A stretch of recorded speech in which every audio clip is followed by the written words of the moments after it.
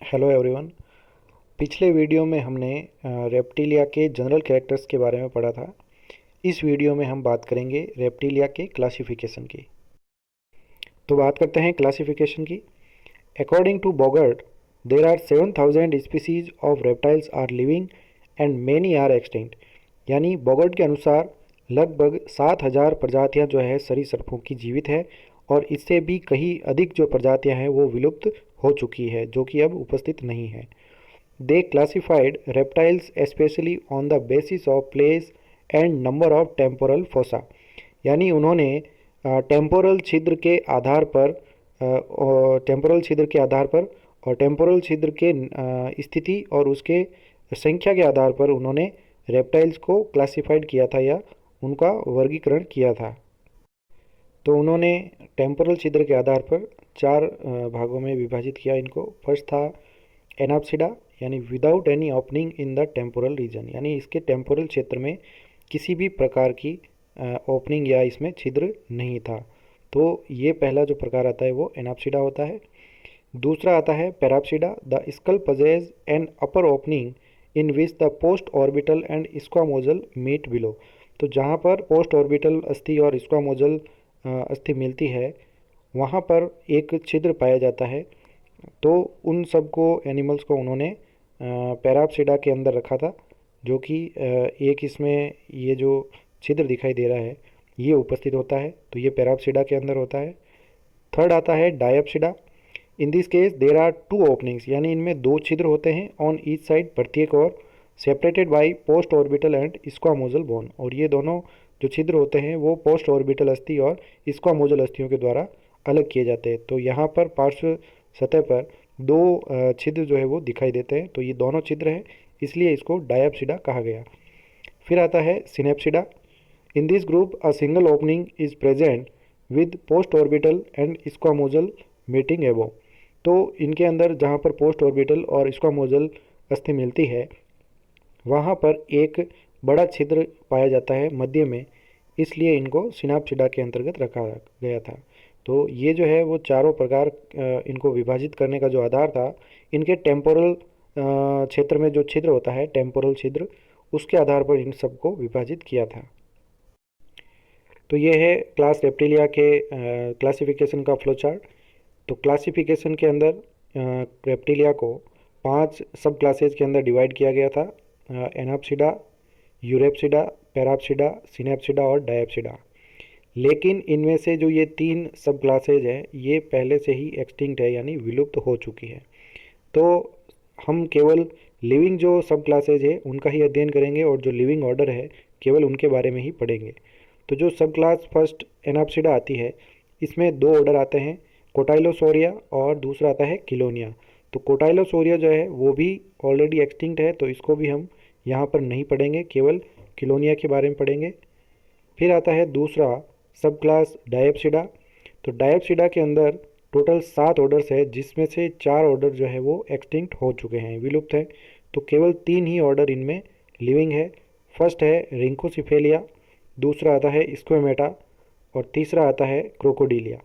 अब स्क्वेमेटा के अंदर दो इनमें सब ऑर्डर्स पाए जाते हैं, जो कि है लेसरटीलिया और ओफिडिया।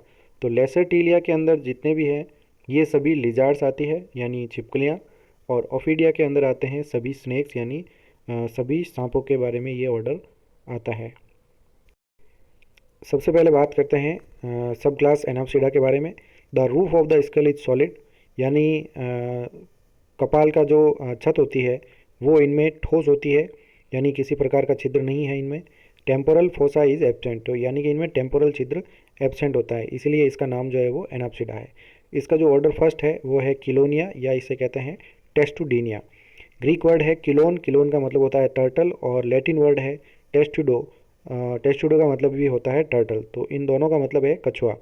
तो जो जितने भी कछुए हैं वो सभी किलोनिया के अंतर्गत आते हैं। टेरेस्ट्रियल यानी स्थलीय, फ्रेश वाटर यानी स्वच्छ जलीय, और मैराइन वाटर यानी समुद्री जलीय। तो तीनों प्रकार के आवासों में ये पाए जाते हैं। बॉडी शॉर्ट, इनका शरीर छोटा होता है, वाइड यानी चौड़ा, एंड ओवल शेप्ड यानी अंडाकार होते हैं। Body is dorsally covered by A shield like carapace, इनके जो शरीर होता है वो पृष्ठीय क्षेत्र से एक शील्ड की तरह कैरापेस के द्वारा ढका होता है। तो जो ऊपर पृष्ठीय क्षेत्र में जो ऊपर बड़ा कवच होता है उसे कहते हैं carapace. And ventrally by A plate plastron, और अधर तल से यानी वेंट्रल साइड से एक प्लेट लाइक स्ट्रक्चर से ढका होता है जिसे कहा जाता है plastron. The shell is externally protected either with polygonal scutes और लेदरी स्केल्स। तो ये जो सेल या कवच होता है ऊपर, ये बाहर से सुरक्षित रहता है बहुकोणीय जो स्क्यूट्स होते हैं या प्रसल्क होते हैं उनके द्वारा, या लेदरी स्केल्स यानी कि चर्मीय सल्कों के द्वारा ये कैरापेस ढका हुआ होता है। अगला कैरेक्टर आता है लिम्स क्लॉड, यानी इनमें जो पैर होते हैं उनमें नाखून पाए जाते हैं यानी पंजे पाए जाते हैं।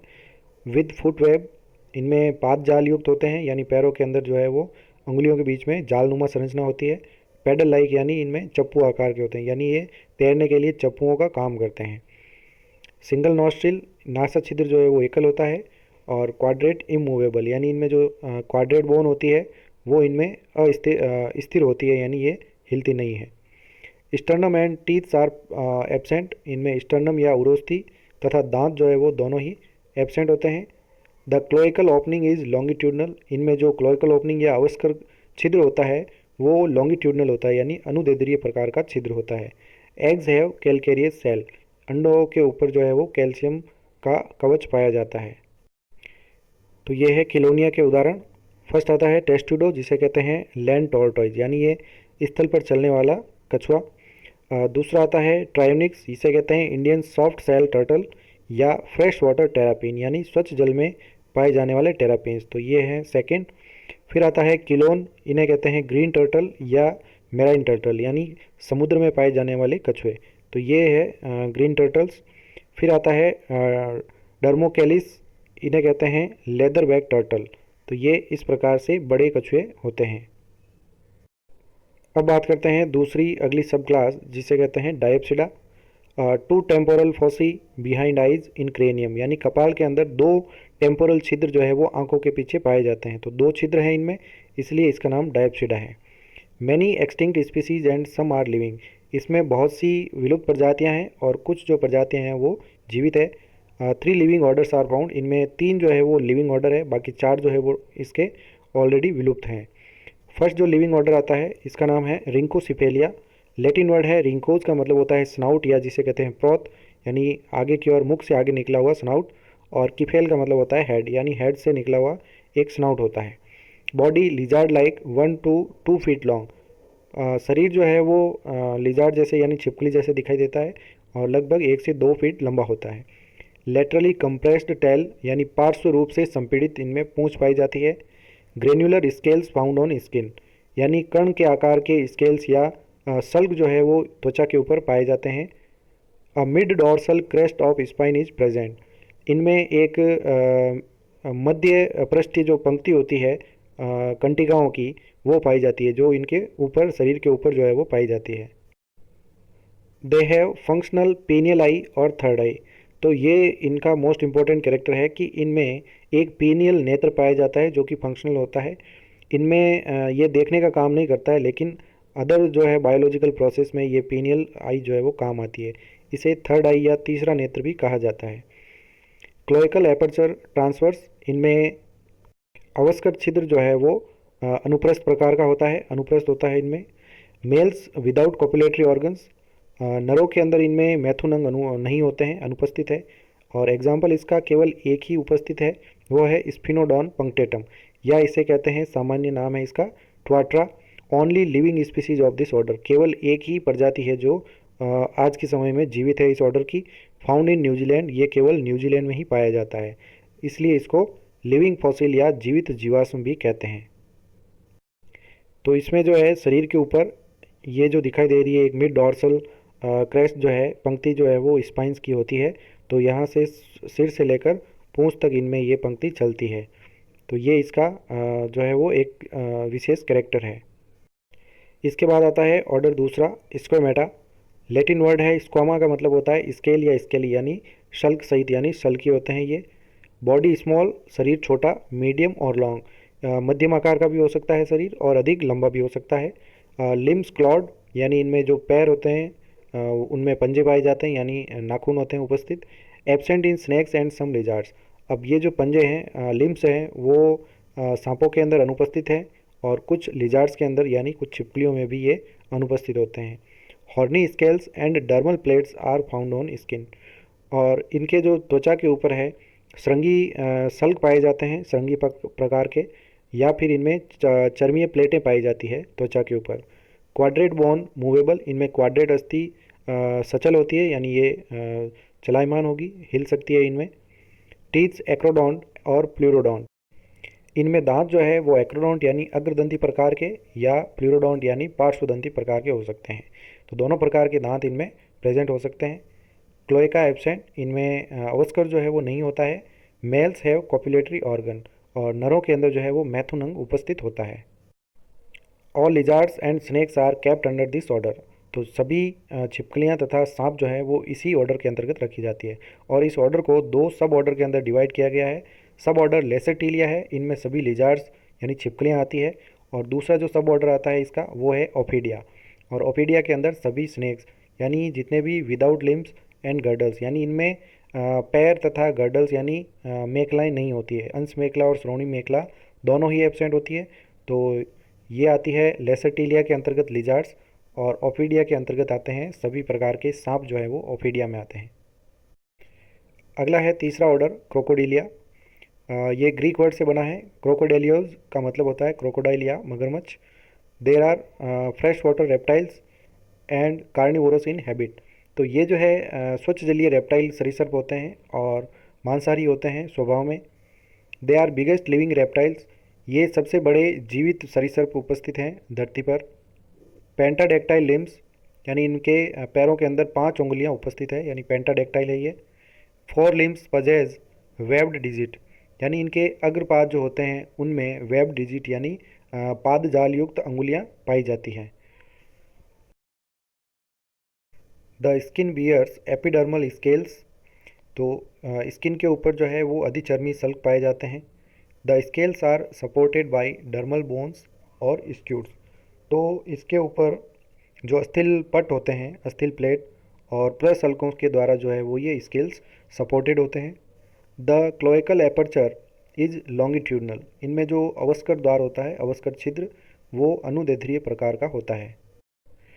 मैनी टीथ्स एंड थीकोडोंट, यानी इनमें दांत अनेक होते हैं और थीकोडोंट प्रकार के यानी गर्तदंती प्रकार के दांत इनमें पाए जाते हैं। The nostrils are situated at the tip of the snout, इनमें जो नासा छिद्र है वो स्नाउट या प्रोद के सबसे ऊपर पाए जाते हैं, टिप के ऊपर। Tail long strong and laterally compressed, इनमें जो पूंछ होती है वो लंबी, मजबूत तथा पार्श्व रूप से संपीड़ित होती है, तो दोनों पार्श्वों से संपीड़ित पूंछ इनमें पाई जाती है। हार्ट इज 4 चैम्बर्ड, तो इनमें जो है हृदय कंप्लीट 4 चैम्बर का होता है, 2 आलिंद व 2 निलय पाए जाते हैं। Quadrate is large and immovable, इनमें क्वाड्रेट अस्थि बड़ी और इमूवेबल यानी स्थिर होती है। Sternal and abdominal ribs are present, इनमें उरोस्थी से जुड़ी हुई तथा एब्डोमिनल रिब्स यानी उदरीय क्षेत्र में पाई जाने वाली पसलियाँ पाई जाती है। Most of the ribs are double headed, तो अधिकांश जो है इनमें जो पसलियाँ पाई जाती है वो डबल हेडेड या द्विशीर्षी यानी 2 शीर्ष उनमें पाए जाते हैं। Males have median erectile copulatory organ penis, इनमें जो नर होते हैं उनमें एक मध्य उत्थानशील मैथुन अंग पाया जाता है जिसे पीनस या शिशन कहा जाता है। तो क्रोकोडिलिया के उदाहरण हैं क्रोकोडाइलस यानी जो क्रोकोडाइल या मगर हैं, गेवियलिस यानी घड़ियाल, और तीसरे आते हैं एलिगेटर, ये है तीसरा alligators. Thank you so much. अगले वीडियो में हम क्लास एवीज या पक्षी वर्ग के बारे में पढ़ेंगे।